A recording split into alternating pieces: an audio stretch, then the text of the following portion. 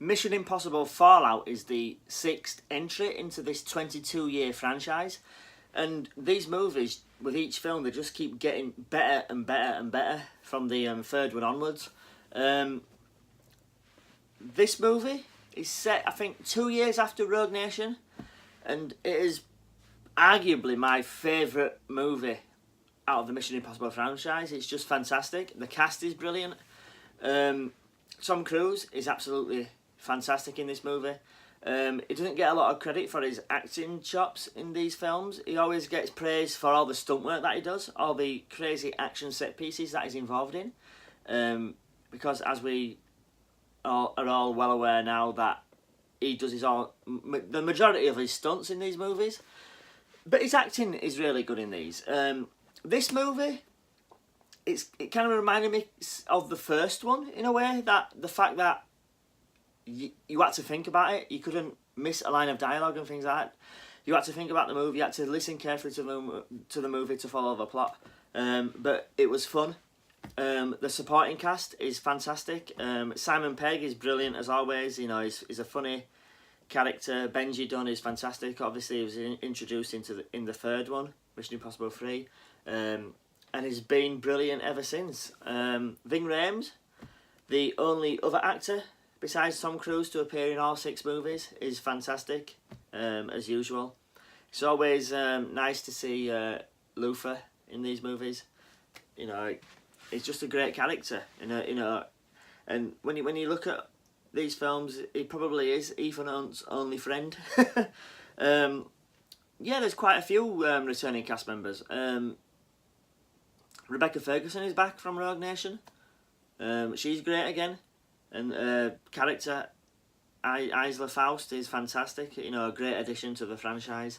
Who I think is going to appear in probably more.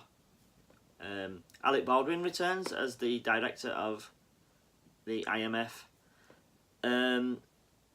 Is that it? Oh no, and Solomon Lane, the main villain from Rogue Nation, returns, which is fantastic because he was the only villain in the franchise. This is spoilers for Rogue Nation if you haven't seen it, but if you're watching this review, then I'm sure you've seen all the other Mission Impossibles. But he was the only villain in the franchise to survive. So it was always a given that they were going to bring him back because he was the head of the syndicate, basically. And they put him to great use in this movie too. There's a lot of set pieces in this movie.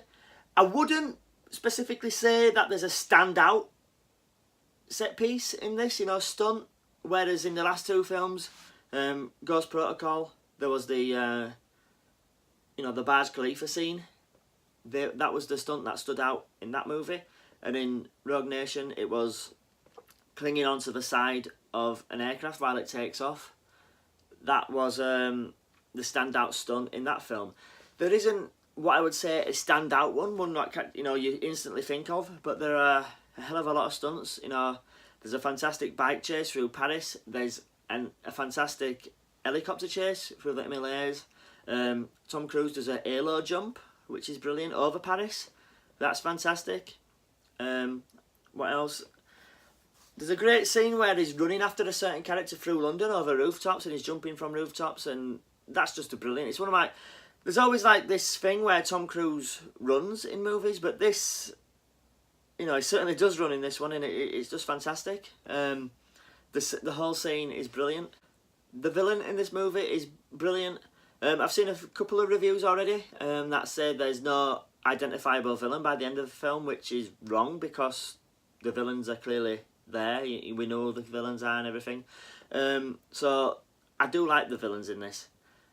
Newcomer to the cast, Henry Cavill, is fantastic in this movie.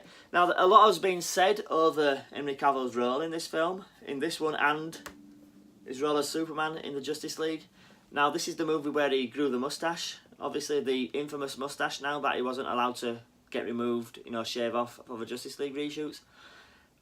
And the moustache is brilliant in this movie, I must say. No, but seriously, Henry Cavill is really good in this. He plays CIA agent Walker, who tags along on Ethan Hunt's missions, for the CIA's benefit. He's also there to put Ethan Hunt down if he goes rogue, basically. and he's a great character. He's a great addition to this movie. Now, there is one standout scene. This is probably my favourite scene in the entire movie, and it's the bathroom fight scene between Tom Cruise, Henry Cavill, and a certain character. It's just brutal. It's just, you know, it is really, really fantastic. It kind of reminded me of the scene between Arnold Schwarzenegger and the villain in True Lies, that bathroom scene. I wonder if they did like take some cues from that movie, because it is fantastic. And like I said, that is one of my favourite scenes in the movie. The film itself, the cinematography is beautiful. The score is beautiful. It's just a great film. It really is my favourite. I've only seen it once, but it is my favourite movie out of the Mission Impossible franchise. Now, it isn't without its flaws. You know, no movie is perfect. It could have been a tinted-winted little bit shorter, but to be honest, it flowed brilliantly. It didn't really sag at any point. You know, I didn't think it dragged at all. I just was along for the ride. I was slightly disappointed Jeremy Renner couldn't come back. You know, obviously he was busy doing the Avengers movies, the Avengers 4 movie specifically.